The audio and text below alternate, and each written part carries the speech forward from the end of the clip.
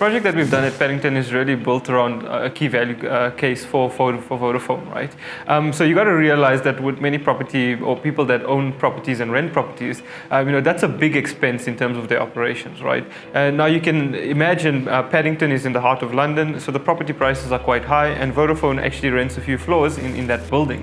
So what we're trying to actively do with the solution, which is the key driver of this business case, is that we're trying to understand utilization and numbers of people coming into the floors, that we can make recommendations in terms of Vodafone utilizing their space better. So the target that we're trying to achieve here from a pure value perspective is that we're trying to rationalize the number of floors that they rent out in that building to drive their costs down. So that's the one driver, of course.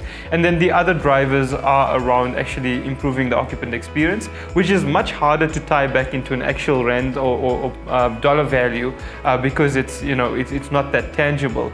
And also on the efficiency side, trying to drive down consumption of assets, which is a bit easier to quantify because we actually have data to do that.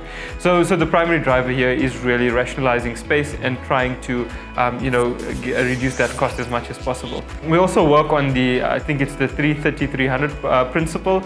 So when we're targeting a value in smart buildings projects, generally, we find that the 330-300 principle comes into play quite a lot. And what that says is that, $300 is generally spent on your occupants and setting them up to operate in the building. $30 would generally be spent on your rental of that space, or actually the physical space itself, and $3 of that on utilities. So it shows you an order of magnitude in where you can focus your efforts.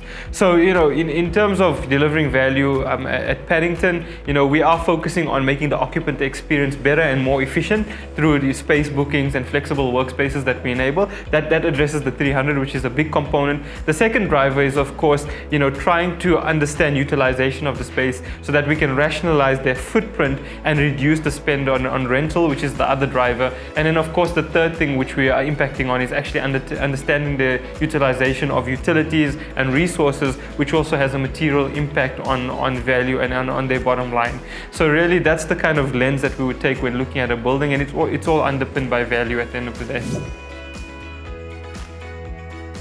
When I'm thinking about these things now for clients, right, if I'm going on a client engagement and it's with someone that's like a head of facilities or like a more strategic person, is firstly just to understand their value drivers, right, upfront. So do some research, ask some questions upfront to say, what are your biggest pain points? How does that tie into the metrics that you measured on, right? Because for example, what we're doing at Vodacom, a huge thing for them is Vodacom's target to net zero, right? It's a strategic thing, and the managing executive of facilities is accountable for that. And by giving her visibility over the things that she needs to report out on and track, we really create value, right? The second thing is the industry is also looking for us to give them recommendations of stuff, right? Because one thing that I found is we often go to clients and we ask them, what do you want? Tell us what you want and we'll build it.